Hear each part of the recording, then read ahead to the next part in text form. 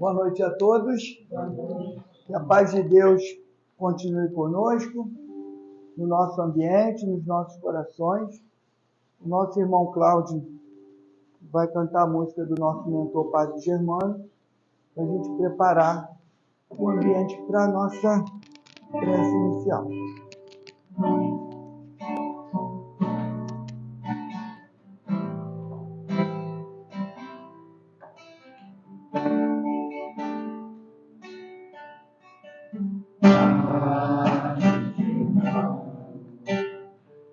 Olhai por nós, dai-nos a bênção do Senhor.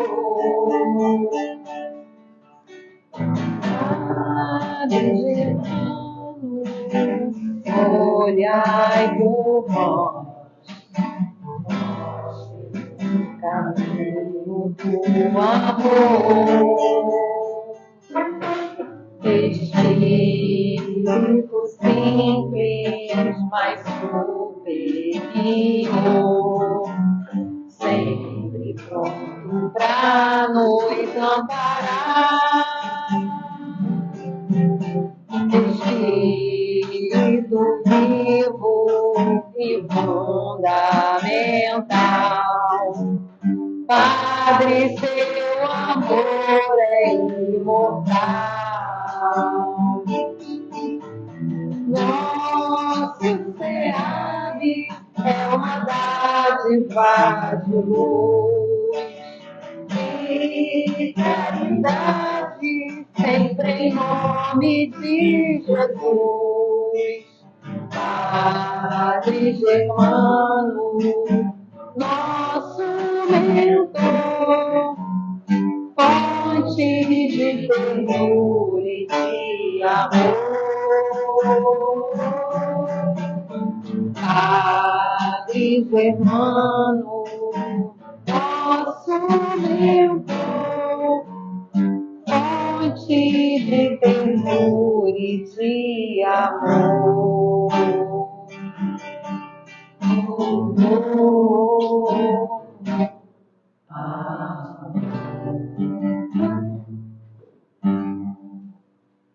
Obrigado, Cláudio. Vamos agora fazer a leitura de uma mensagem dos livros Agenda Cristã, que foi psicografado pelo nosso querido Chico Xavier, pelo espírito do André Luiz. E a mensagem diz assim: conclusões naturais. O paciente jamais desespera. O inquieto reclama agora ou depois. O corajoso suporta as dificuldades, superando-as. O temerário afronta os perigos sem ponderá-los. O iluminado brilha. O teórico fala excessivamente. O irmão estuda o processo de amparar. O adversário observa os recursos de ferir. O homem comum ajuda conforme as inclinações. O cristão auxilia sempre. Então, nossa mensagem é bem pequenininha, né? E aí ele nos traz: o corajoso suporta as dificuldades e supera, né? O homem comum ajuda conforme as inclinações, mas o cristão auxilia sempre. Então, nós estamos nesse planeta de provas e expiações, né, num processo de evolução. E a nossa evolução começa no momento em que a gente se propõe a fazer o bem, em que a gente se propõe a disponibilizar o nosso tempo, o nosso ombro, um pouco do nosso momento de equilíbrio para dividir com aquele irmão que está passando por um momento de dificuldade. Então, o cristão serve sempre. Esse é o final da nossa mensagem. E é claro que a gente ainda tem limitações, né? A gente ainda não vai conseguir, nessa existência, ser um cristão de verdade, mas podemos fazer um esforço e podemos melhorar um pouco a cada dia, compreendendo um pouco mais as limitações, as deficiências dos nossos irmãos. A compreensão e o acolhimento também são formas de amor e de amar. Então, que a gente possa, meus irmãos, no nosso dia a dia, lá nas nossas dificuldades, nas nossas limitações, se lembrar do nosso Mestre Jesus. O que ele faria se estivesse no meu lugar? Se nós fizermos essa pergunta, na maioria das vezes, nós vamos acertar o caminho. Vamos agora, meus irmãos, elevar o pensamento a Deus e vamos, em primeiro lugar, agradecer a Deus, nosso Pai, pelo dia abençoado, pela oportunidade que Deus nos ofereceu. Sabemos que muitos de nós passou por um dia de muita dificuldade, outros tantos passaram o dia com dor e sofrimento, e tantos outros passaram outras dificuldades. Mas uma coisa nós sabemos, Pai, todos receberam o Teu amparo, a Tua misericórdia e o Teu amor. Nenhum deles sofreu sozinho. Todos eles tinham o suporte dos benfeitores espirituais para acolhê-los, para fortalecer a fé e para encorajar a superar o momento difícil. Obrigado, Pai, por tudo isso que nos proporciona todos os dias. Obrigado, Jesus, o nosso médico dos médicos e o mestre dos mestres, por estar conosco e pelo ensinamento que nos deixou há tantos anos e ainda temos tanta dificuldade de pôr em prática. Obrigado, Padre Germano, obrigado à espiritualidade amiga dessa casa, e pedir à espiritualidade que nesse momento de estudo possa envolver, possa inspirar, possa intuir a nossa querida irmã Marcele, que fará uso da palavra essa noite. E assim, Pai, agradecidos por esse momento na Tua casa, pedimos a permissão para dar por iniciada a reunião dessa noite. Graças a Deus, em nome de Deus nosso Pai, está iniciada a reunião e a nossa irmã Marcele com a palavra.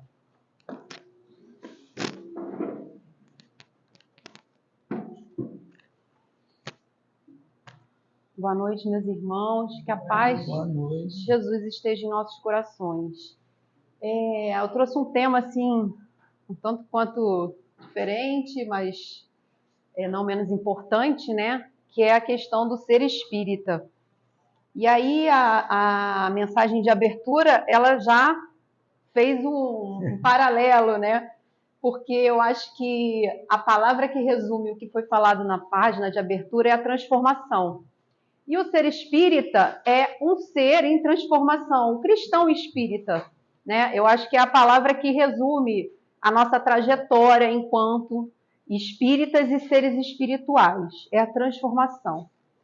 E eu comecei com essa imagem, né, do Livro dos Espíritos na sua primeira edição, da figura do professor Rivail, né, que é Allan Kardec, que foi quem codificou a doutrina espírita, né, no tempo lá, já se vão 166 anos da nossa doutrina, e eu acho que a gente falar de ser espírita, a gente tem que sempre referenciar o passado, a quem trouxe, né, esse legado, lembrando a trajetória de Kardec, né, com todo o seu trabalho. Kardec, ele... do tempo que ele fez, que ele codificou, que ele publicou, né? E ele ainda viveu um tempo depois dessas publicações do nosso Pentateuco, né? Que são os 5 livros, ele viveu 12 anos só. E esse período para ele foi exaustivo, né? A gente tem isso na literatura espírita dizendo que ele morreu de um aneurisma. Então, imagina no passado que não tinha luz elétrica, não tinha internet, você tinha que escrever com uma vela, né? Tinha que se comunicar com as pessoas via carta. Então, você imagina o trabalho desse homem, e isso consumiu a saúde dele. Então, se a gente tem hoje essa facilidade de estar sentado numa cadeira, né? A gente pode ouvir uma palestra pela internet, a gente acessa todas as obras em PDF, você acessa pela internet. Olha essa facilidade que a gente tem hoje, mas o passado mostra o contrário, né? Que muita gente, né, se esforçou muito para que isso acontecesse. E assim, a gente tem que ter sempre gratidão por aqueles que tiveram, né, que abriram esse caminho para que a gente hoje estivesse aqui com essa facilidade. E isso também coloca nos nossos ombros uma certa responsabilidade, né? Porque se tem tanta facilidade, não pode ter dificuldade. Mas a gente tem dificuldade, e é por isso que eu queria trazer esse assunto para a gente conversar um pouquinho, refletir, né? Então eu trago essa pergunta bombástica, né? Ser espírita. Ser espírita é muito difícil? Vamos aí. Quem acha que é difícil, levanta a mão. Difícil. Acho que quase todos, né? Inclusive eu acho difícil. É como se a gente estivesse subindo ali, olha que dificuldade, né? Carregando aquela pedra maior do que a gente. Mas por que será que é tão difícil, gente? Por que a gente transforma facilidade em dificuldade? A gente imagina sempre que a nossa jornada... A nossa jornada vai ser assim, né? Tem altos e baixos e tal, mas a gente segue um caminho ascensional, né? Mas, na verdade, como é que é? É assim, ó, a gente às vezes se vê, né, em situações que a gente está completamente desesperados. A gente está nesse rolo aqui, ó, enrolados, né? Uns mais, outros menos, mas, de certa forma, a gente vai se enroscando nesse caminho. A espiritualidade deve ficar assim de cabelo em pé com a gente, porque a cada desafio eles acham que a gente vai reagir de uma forma e a gente reage de outra completamente distinta e às vezes bem não esperada, né? Mas então, por que será que a gente escolhe esse processo? Aí a gente vai buscar Jesus, né? Lá em Mateus, capítulo 9:16, a gente tem uma frase de Jesus que fala sobre o impositivo da renovação. Porque quando você entra na doutrina, né, muitos falam, eu entrei pela dor, né, busca a casa espírita para resolver seus problemas pessoais, seus problemas de saúde, né, ou perda de entes queridos. Já outros buscam a doutrina espírita porque gostam da filosofia, entendem todas as explicações, né? É uma doutrina que explica as coisas e deixa as coisas mais claras para a gente, nos consola, né? E eu estava lendo hoje na mensagem de que hoje faz aniversário de Bezerra de Menezes, né? Seria aniversário dele, 29 de agosto.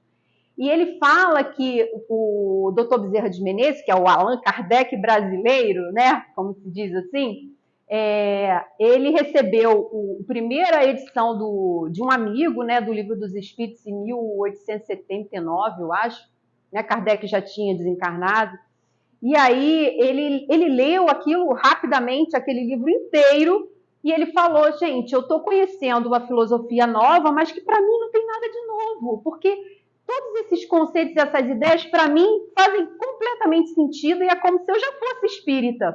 Então, muitos de nós é assim. Joana de Ângeles, ela fala num livro, eu não recordo agora qual livro, que pelo tempo da doutrina, né, nós estamos com 166 anos da doutrina, provavelmente muitos de nós somos espíritas pela segunda vez. Estávamos presentes naquela parte primeira da codificação e retornamos agora, continuando, né, a nossa trajetória como espírita. Mas na nossa trajetória evolutiva, imagina, né, quantas encarnações nós já tivemos, nós estagiamos por diversas outras tradições religiosas, né?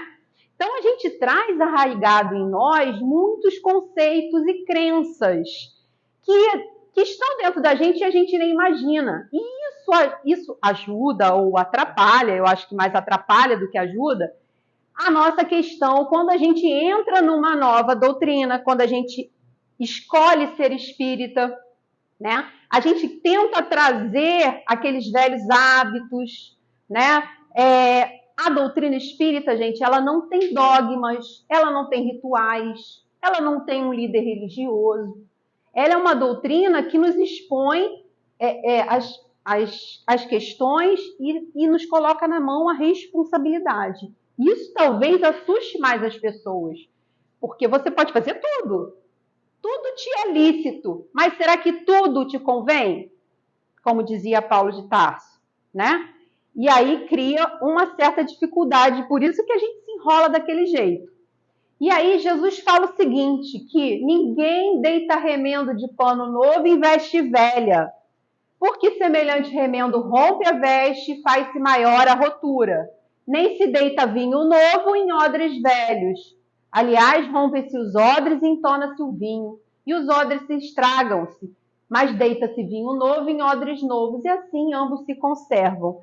Então, a gente diz no ditado popular, é uma insanidade nossa a gente querer continuar fazendo as mesmas coisas, esperando resultados diferentes. Não dá. Se a gente vai abraçar o espiritismo, a gente vai abraçar a doutrina, a gente tem que agir racionalmente, né? E aí, a ideia sempre é o que eu trago para reflexão nossa, né? Minha, principalmente, que eu estou ouvindo primeiro, né? O meu ouvido é o que ouve primeiro. Desconstruir ideias. A gente tem que esquecer aquela coisa, tirar isso do nosso pensamento, de que o espiritismo, as pessoas que estão aqui, porque tem muitos débitos, todo mundo vai ter débitos. Nessa nossa trajetória, todo mundo tem débito, uns mais, outros menos. Ah, mediunidade, não, se você não trabalhar sua mediunidade, você vai cair, você vai passar mal, você vai ficar doente, você vai enlouquecer. Não tem isso. A mediunidade é um instrumento de trabalho que algumas pessoas escolhem quando reencarnam, mas são tão devedoras quanto aquelas que não as têm, né? Aqueles que não são ostensivos na sua mediunidade. Dívida, eu tô aqui para sofrer porque eu sou muito devedor, estou pagando. Desconstrói, tira essa ideia de vocês. E ressignificar, né? Esse é o processo. Então, o ser espírita, mais do que uma prática, ela é uma oportunidade de transformação moral, pela modificação das ideias, sem sofrimento. Tira essa ideia do sofrimento aliada ao espiritismo, que às vezes se colocam, né? Às vezes as próprias pessoas dentro da doutrina, uns que têm, algumas pessoas que têm ainda ideias assim um pouco arcaicas, às vezes acabam passando para as pessoas novas essas ideias.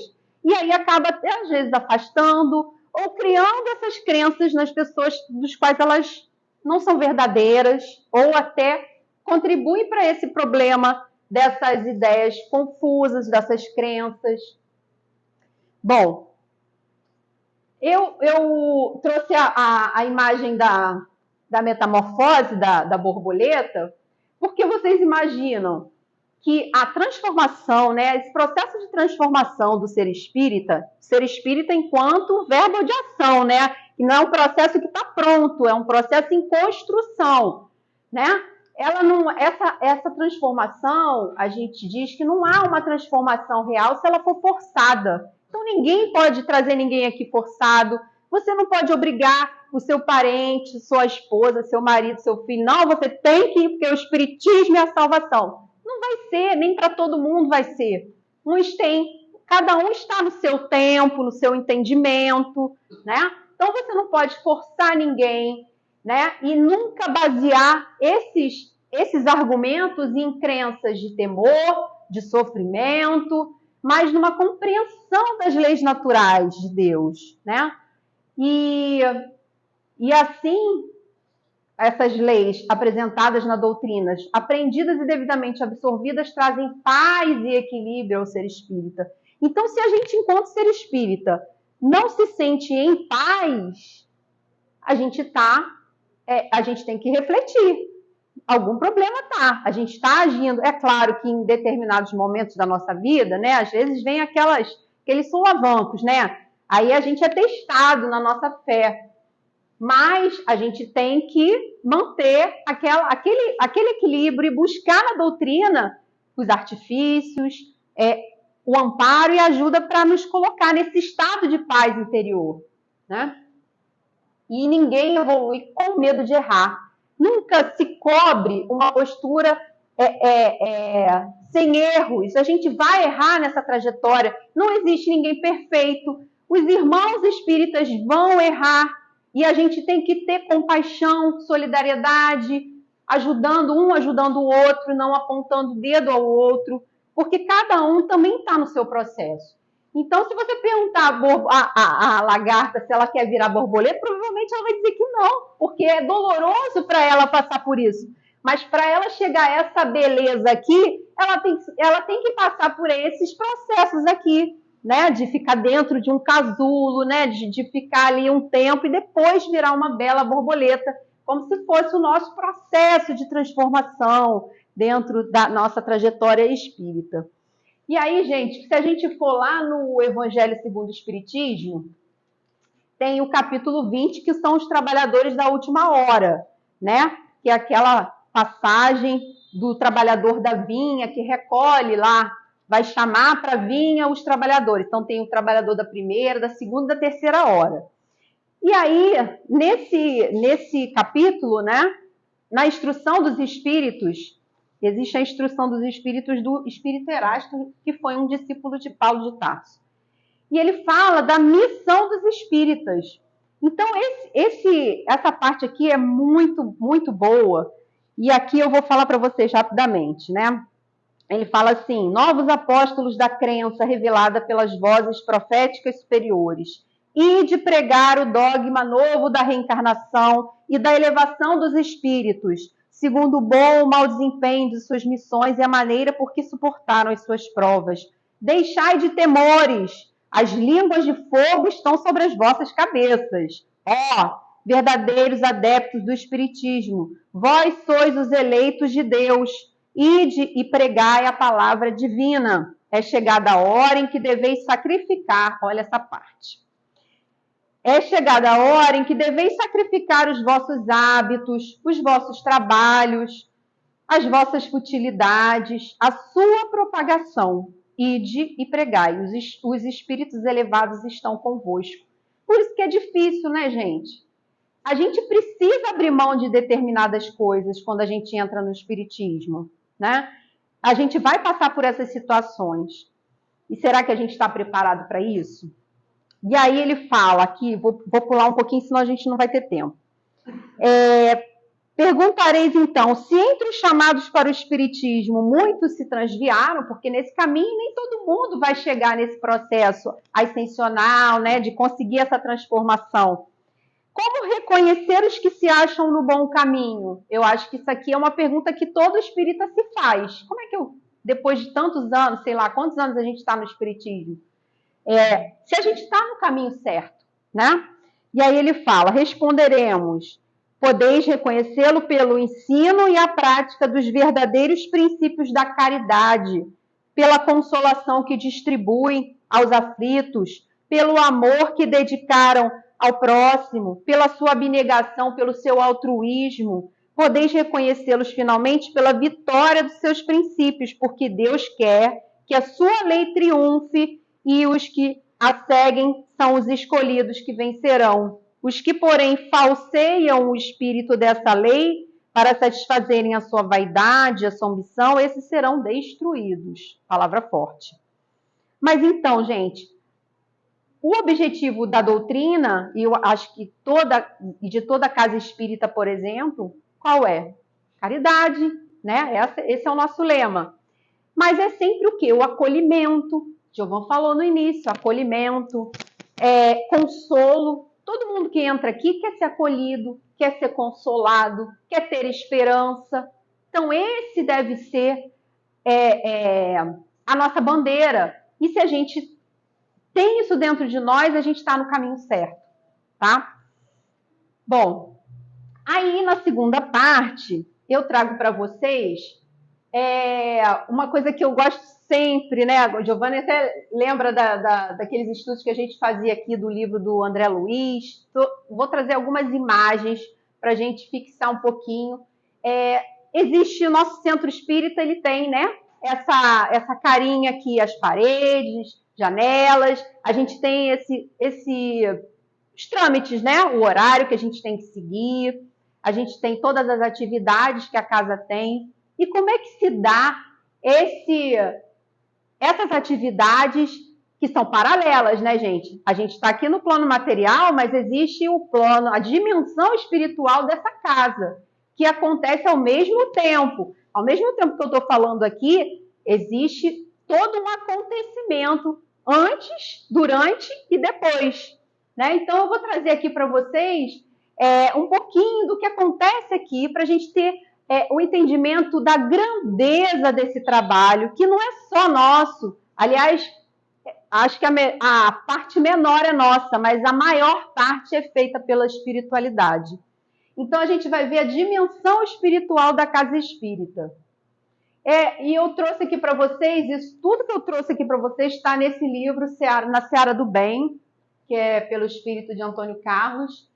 E nesse livro a gente vai ver a complexa estrutura espiritual que mantém uma série das atividades espíritas no âmbito dos encarnados, para que ele possa atuar nos dois planos da vida. Então, eu sempre falo, a gente deve sempre manter a atitude de respeito em relação à casa, né? Quando a gente adentra esse ambiente, existe muito trabalho. Então, a gente tem que ter esse espírito de respeito para que a gente não atrapalhe o trabalho que está sendo feito. Então, a espiritualidade maior cerca e dispensa cuidados ao longo do tempo aos núcleos espíritas que estão incluídos entre os que são merecedores dessas providências, pelo trabalho sério, nobre e edificante, cabendo-nos adequá-los e preservá-los de acordo com as diretrizes da codificação. Casa espírita não é clube. Casa espírita não é aquele momento em que eu vou me encontrar com os meus amigos, todo mundo aqui, né? Tem amizade, tem empatia, não. Aí a gente começa a conversar, a gente começa a esquecer um pouco do trabalho que é feito aqui. Então, tem uma mensagem do Dr. Bezerra de Menezes que fala assim, foi ele que usou esse termo, que a gente não deve transformar a casa espírita em um clube. Um centro espírita onde as vibrações dos seus frequentadores, encarnados ou desencarnados, irradiem de mentes respeitosas, de corações fervorosos, de aspirações elevadas, onde a palavra emitida jamais se desloque para futilidades e depreciações, onde, em vez do gargalhar divertido, se pratique a prece. E ainda, onde, em vez de cerimônias ou passatempos mundanos, cogite o adepto da comunhão mental com os seus mortos amados ou com seus guias espirituais. Um centro assim, fiel e observador dos dispositivos recomendados de início pelos organizadores da filosofia espírita, será detentor da confiança da espiritualidade esclarecida, a qual o elevará à dependência de organizações modelares do espaço, realizando-se então em seus recintos sublimes empreendimentos que honrarão os seus dirigentes nos dois planos da vida. Somente estes, portanto, serão registrados no além-túmulo como casas beneficentes ou templos de amor e da fraternidade. Então, gente, olha a responsabilidade, né? Como é que se formam os alicerces espirituais de uma casa? Então, as bases, os alicerces espirituais de uma casa só se materializará se a equipe encarnada colocar dia a dia os tijolos do amor, o cimento da perseverança, se os labores efetuados levarem o sinete da caridade e do desinteresse pessoal, transformando-se assim a casa espírita em um lar, em um templo, né, uma oficina de trabalho, um templo de orações e também um hospital.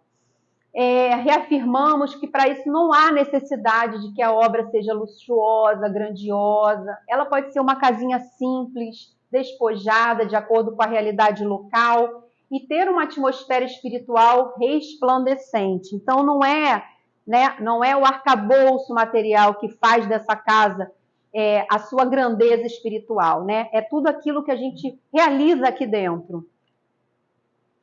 A direção espiritual, vejam, os planos iniciais para a fundação de um centro espírita ocorrem na espiritualidade.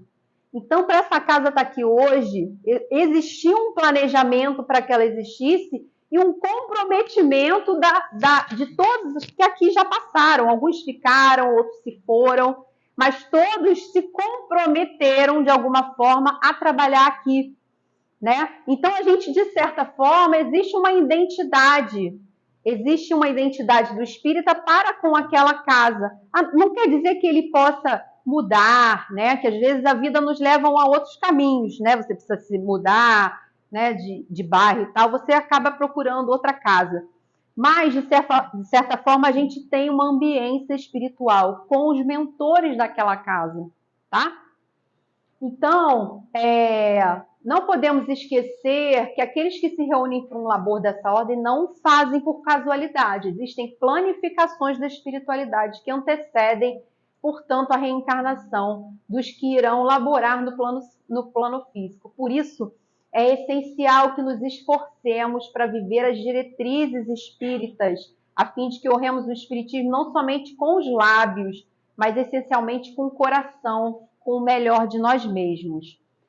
Bom, então, vamos ver assim um pouquinho, passo a passo, do que acontece aqui. Primeiro, quando a gente adentra aquela porta lá fora, né, existe um portão, mas existe também um portão espiritual, existe uma dimensão que se abre para nós encarnados e se fecha para alguns desencarnados. Então, todo centro espírita tem um setor de vigilância, espíritos designados para isso.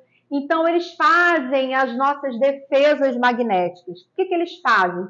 São instaladas defesas magnéticas que impedem a entrada de entidades desencarnadas, hostis e malfeitoras, só adentrando aqueles que obtêm permissão, principalmente na Câmara de Passes, no recinto mediúnico, na sala de exposições doutrinárias. Então, magneticamente lá fora, eles são bloqueados. Então, a gente adentra aqui sozinhos, alguns eles permitem que entrem conosco. Aqueles que já estão em condições de serem tratados, né, de serem evangelizados, doutrinados, esses podem entrar.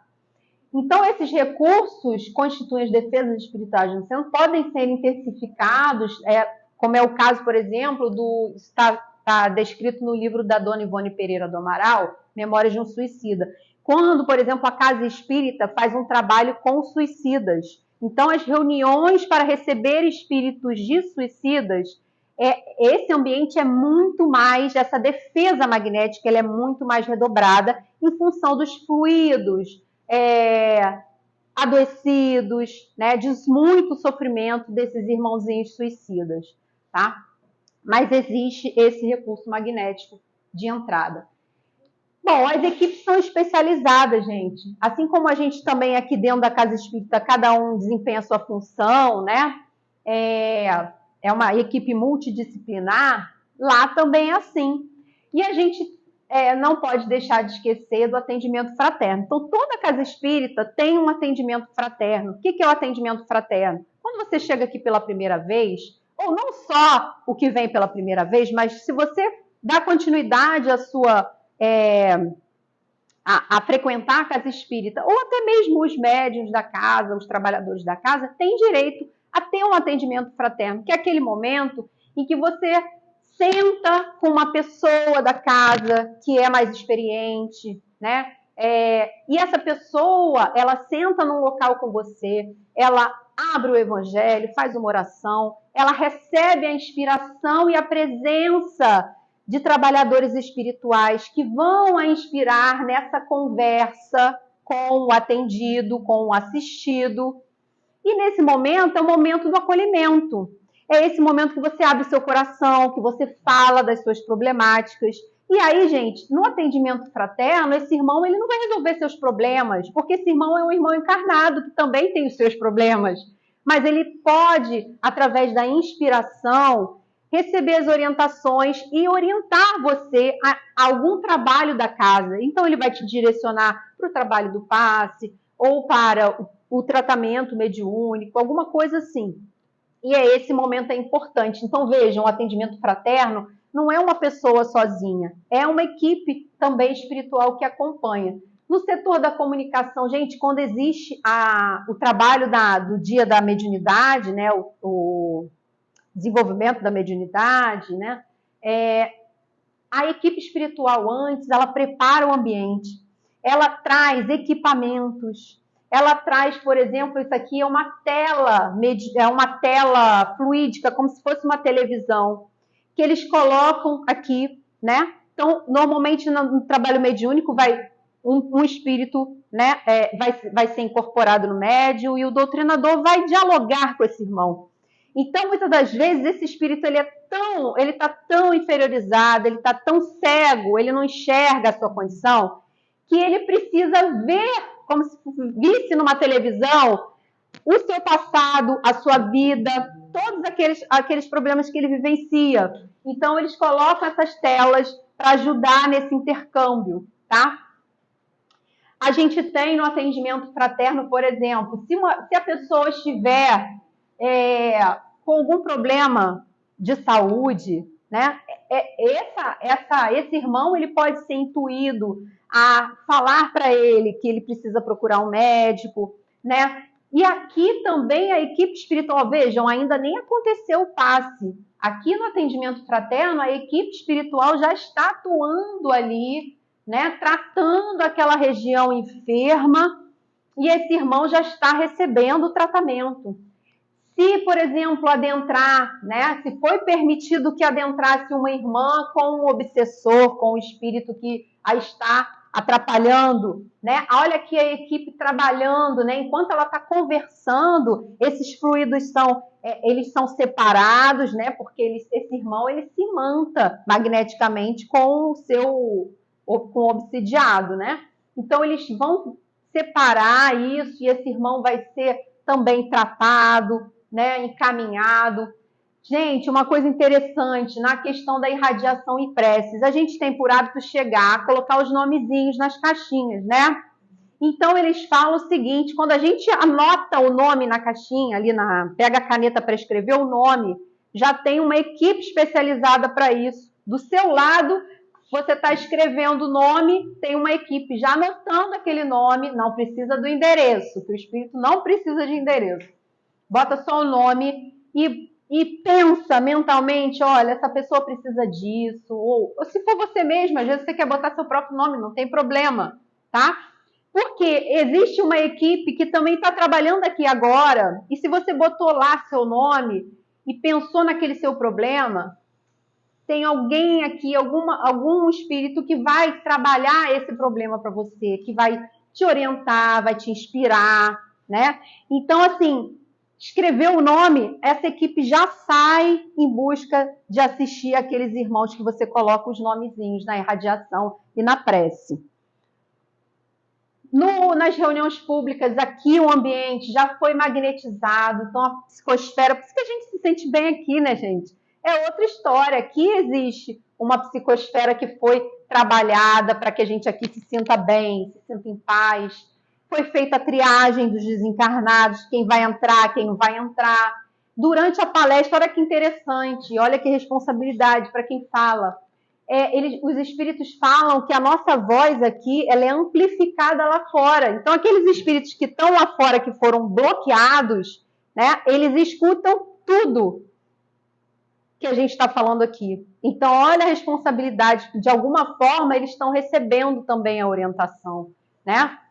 Eles não estão deixando de ser assistidos. Ah, meu amigo Ricardo não está aqui hoje, mas a abertura da reunião com a música, ela é extremamente importante. Inclusive tem no livro Obras Póstumas, procurem lá na segunda parte do Obras Póstumas, Kardec fala do futuro do espiritismo. E aí tem um item lá que é a música espírita. Então ele já previa, né, essa questão da música espírita que ia ser no futuro amplificada, né, expandida. Então, gente, é importantíssimo o trabalho que os nossos irmãos fazem aqui. Eles também estão assistidos, porque a música ela pacifica e harmoniza o ambiente, né? Então, às vezes a gente entra aqui com a cabeça completamente intoxicada mentalmente de pensamentos doentios, sombrios, né? Muitos às vezes entram aqui com ideações suicidas. E aqui esse é o momento de pacificar. A música chega a fazer isso, tá? No instante da prece, quando os nossos irmãos dirigentes fazem a prece, né? Os que também trazem, como eu, traz a palestra para o dia de hoje, a gente recebeu a inspiração para o que a gente vai falar. Então, é um trabalho conjunto, não é um trabalho separado, é um trabalho de duas mãos, né? Do dirigente espiritual com o dirigente encarnado e também com os oradores.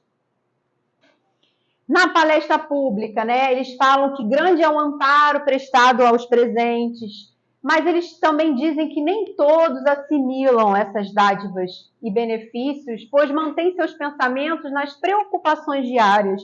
Gente, vamos nos policiar, né? Vamos tentar adentrar a casa espírita nesse momento da palestra, se concentrar aqui um pouquinho, porque essas preocupações, se a gente continuar pensando nos problemas que a gente deixou em casa, no trabalho, né? Isso tudo vai dificultar o trabalho que a espiritualidade faz para a gente.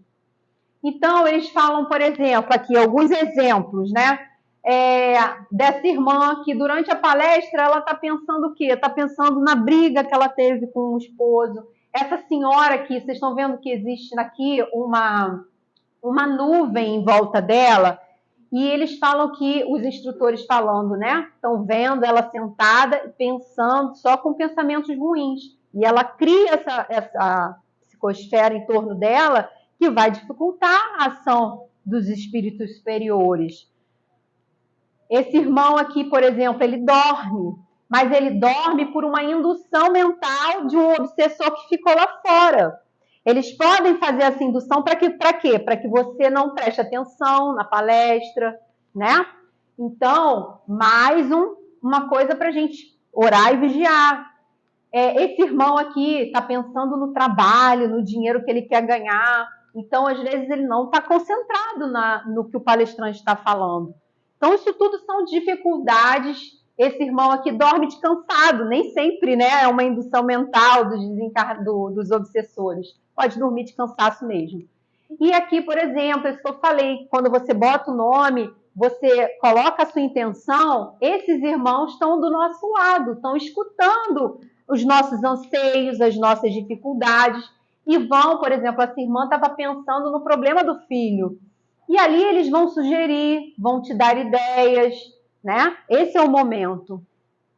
Na sala de passes, né, gente, a gente tem no livro Nos Domínios da Mediunidade, André Luiz ficou assim abismado com o ambiente luminoso que ele encontrou dentro de uma sala de passes. E aí a gente fala que o passe magnético, o passe que acontece lá na sala de passes, ele é feito uma ambiência que não é feita por nós encarnados, é feito pelos essas equipes especializadas, eles fazem asepsia. Vejam, André Luiz fala do ozônio.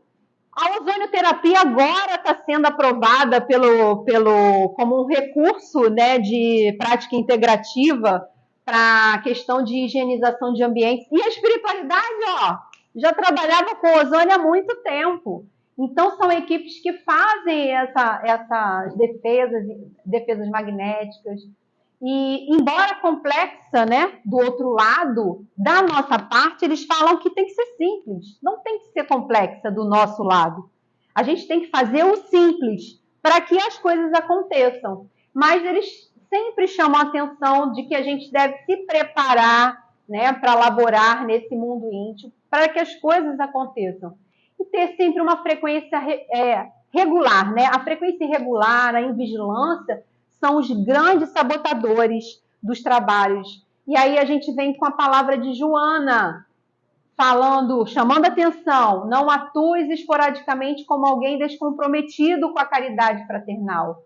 Quando te candidatastes, espíritos guias interessaram em te ajudar.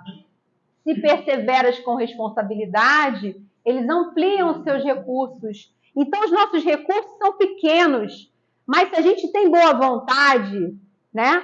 Se a gente tem essa vontade de se doar, eles ampliam essa nossa capacidade e utilizam com amor e ternura. Se não cumpres o programa estabelecido, o que eles fazem? Eles se afastam de nós.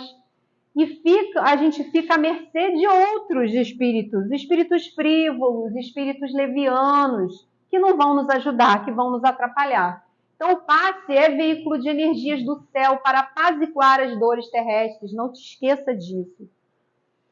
Então, a gente tem a equipe que trabalha na magnetização das águas. E aí eu queria terminei, graças a Deus consegui terminar na hora. Por quê? Emmanuel fala que ao espiritismo cristão cabe atualmente no mundo grandiosa e sublime tarefa. Não basta ser o consolador da humanidade, né? Mas também revelar-lhe a feição de movimento libertador de consciências e corações. Então, o espiritismo não é a religião do futuro, né?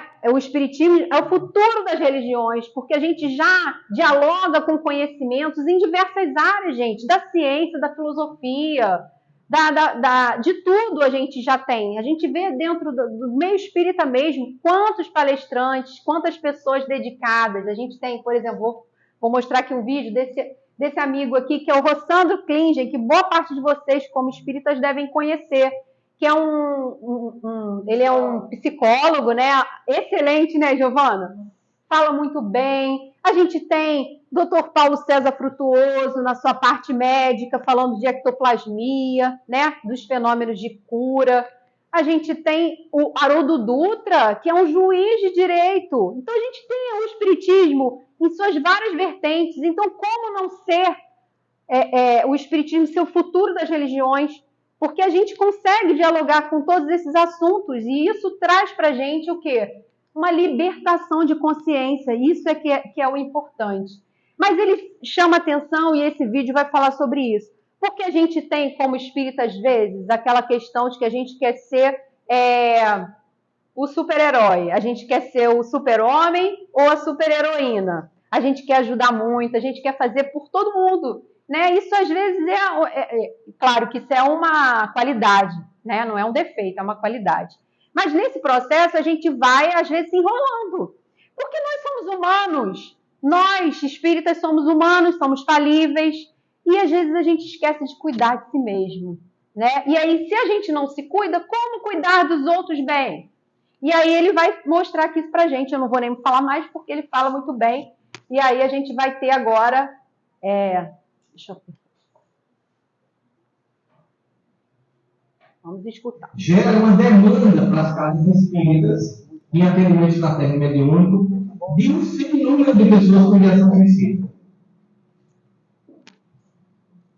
Coisa comum hoje. E quando eu converso com amigos de outras religiões, sejam amigos pastores, amigos padres, eles me relatam a mesma situação.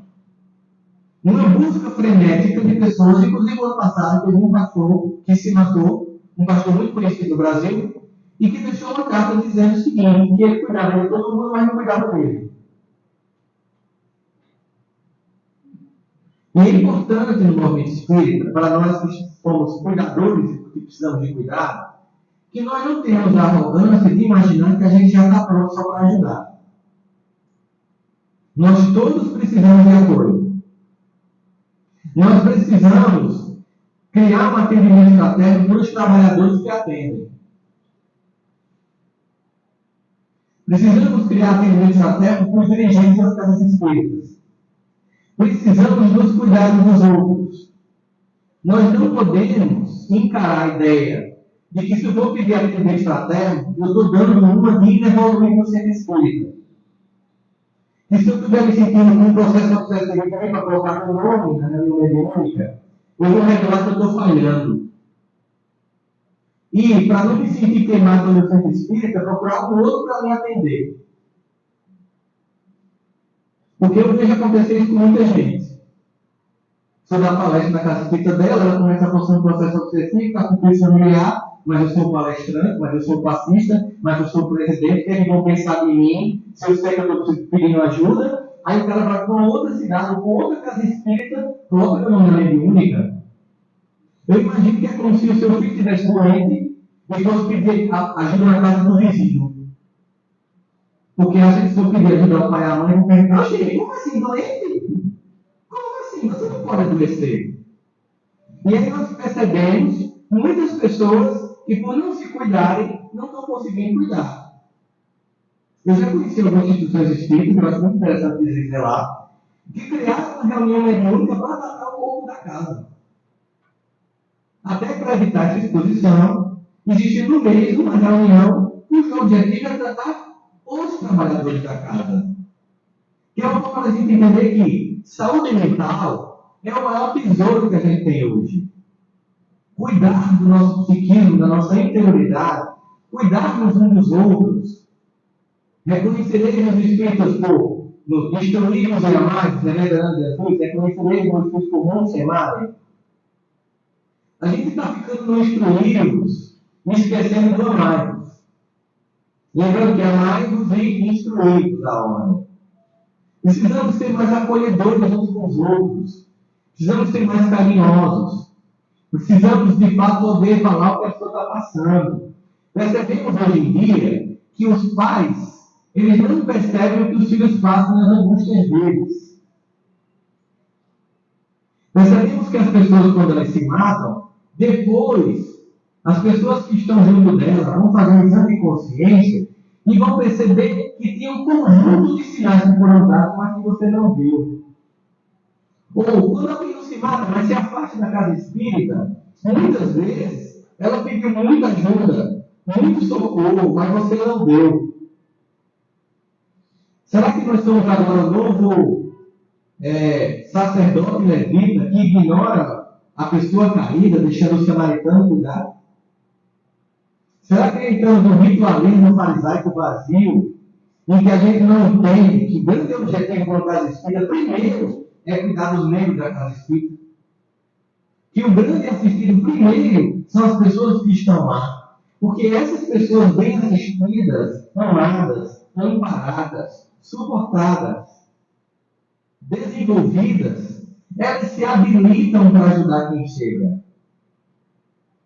Precisamos então entender que é preciso fazer e lançar um novo olhar sobre as nossas casas para que nós possamos cuidar uns dos outros, para que possamos ter carinho com os outros, mesmo discordando de um ponto de outro, mesmo achando que o passo deveria ser de um jeito ou de outro.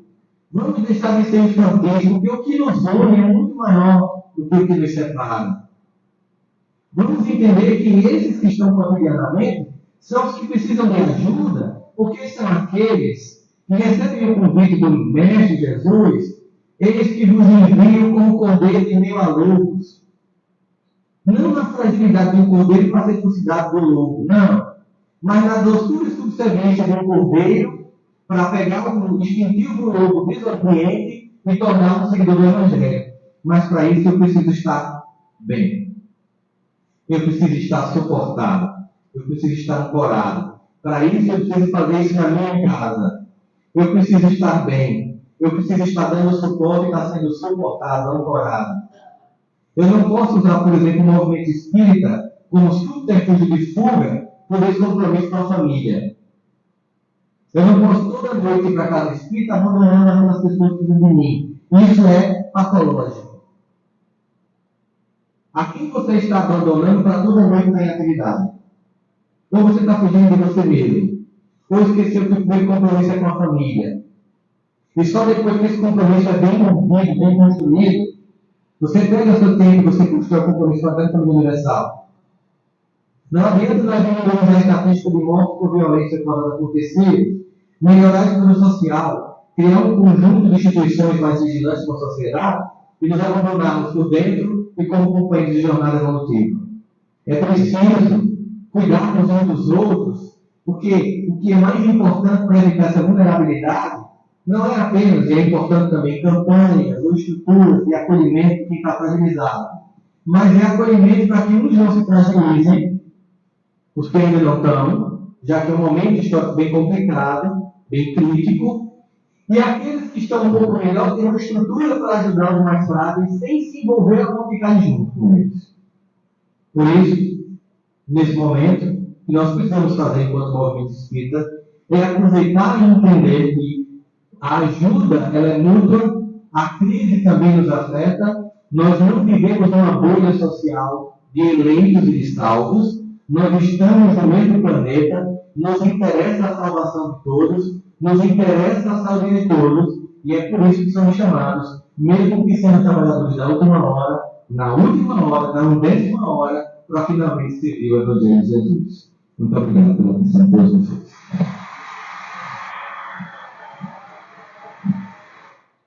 Bom, meus irmãos, bom, né? Muito bom. E aí a gente finaliza, né? Agradecendo a oportunidade e que vocês possam ter refletido um pouquinho sobre esse assunto. Muita paz. Pode.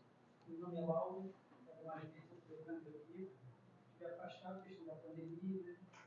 Até que eu vi a sistema que já estava funcionando aqui, hoje eu consegui vir. Uhum. Eu fui médico no prejuízo durante muitos anos, na verdade, desde criança. Eu moro aqui na casa de Santa Martina, no prejuízo estou aqui. O outro ele é de lá. Aliás, ele é desde aqui, ele vive muito criança. Esse trabalho que ele mencionou, a senhora falou também sobre essa questão do cuidar, do médico cuidar, o Felipe já faz isso pelo menos há uns 30 anos. Vou dizer, nós, porque eu ainda me sinto parte daquela casa. Temos esse trabalho que se chama SOM, Serviço de Orientação do Médico. A senhora estava falando sobre a colocação de todo o preparativo. Na época, quando todos os médicos tiveram que passar pelo SOM, uma reestruturação. E quando eu estive com a pessoa que era responsável pelo som, a orientadora, ela me explicou como funcionava exatamente isso. O mentor espiritual dela ficava do lado, com um outro assistente, e cada vez que o médico chegava para poder conversar e ter determinadas orientações, era colocado ali nela, ela sempre ia realmente de uma força espiritual, e ela fazia algumas colocações. Um atendimento fraterno, né? Para encaminhar, inclusive, aquele médico para outros setores. Então, pelo que eu saiba, foi a única casa de espírito, eu não saio correndo de casa em casa. Eu estive lá, eu aqui, mais vezes nessa casa, e no ano passado eu estive por vários meses no Ramatiz. Mas, então, é desse jeito que funciona. Então, tem todo esse preparo. Parece que eu estou falando isso para enriquecer. Reforçar mais, isso. Né? Porque tem esse trabalho que já vem sendo colocado por essa instituição, que é uma casa muito grande. Com muitos médiums, né? Muitos médiums, e que desenvolve atividades de todas as áreas, da agrometria, dessa questão que está com o futuro. Então, eu estou colocando só para informar um pouco mais. Isso. Pelo menos foi a única casa que eu vi até hoje. Né? Realmente, eu também não desconheço. Quanto à questão que você tinha falado da blindagem, no tambor de Angola, ele deixa bastante isso muito bem até colocado, quando ele se refere na questão até mesmo dos guardiões que ficam plantados, os guardiões espirituais que estão plantados ali, e que ele vai até muito mais além. Em algum momento, quando alguém chega com um determinado problema, eles vão imediatamente no local que está a pessoa, para quem foi buscar um acolhimento, para um terceiro, e já começam a fazer esse trabalho. Então, hoje, em Angola, envolve uma questão de proposta de suicídio. E eles conseguem, naquele momento, os guardiões combaterem os obsessores espirituais para tentar conseguir evitar aquele fato ali. E realmente acontece. E a outra colocação para mim é a questão do sono. Eu frequentava lá no centro e eu dormia. Eu não entendia como eu durmo. E aí, um dia eu fui conhecer a casa espírita São Francisco de Assis na Tijuca. São Francisco de Paula. São Francisco de Paula. E aí me foi explicado por que essa questão de dormir. E quando eu retornei lá no Luiz, eu fui falar mesmo, né? Porque o Baixarim, ele era muito velhinho, a gente chamava ele de vovô. E aí foi realmente reforçada a ideia de que muitas vezes do sono, a doação do ectoplasma também o médico faz, a pessoa faz, que não sabe que é médico, que tem uma mediunidade, e vai ceder para algum outro trabalho. Aqui, nesse caso, pode ser com palestrante, pode ser com os trabalhos da casa. Aqui que a gente não vê. Então, Então tem essa colocação e como aquela imagem era muito curva, parecia realmente que ele estava sendo obsidiado e não estava aguentando. Mas tem esse lado também. Realmente eu esqueci de falar dessa questão, que pode também estar doando ectoplasma, doando fluidos, né? E às vezes você pode estar doando e não estar com sono, né? Então existe todo esse lado, né? Então é só para a gente ficar atento, porque os trabalhos são muitos, né, gente? A gente valorizar essa dimensão espiritual que a gente não vê, só os médios videntes veem, mas que acontece e trabalham muito mais até, né? Então é isso. Obrigada. Obrigado, meu irmão. Bom, os irmãos que vão assistir em casa, que Deus abençoe, que a paz de Deus continue nos lares e nos corações.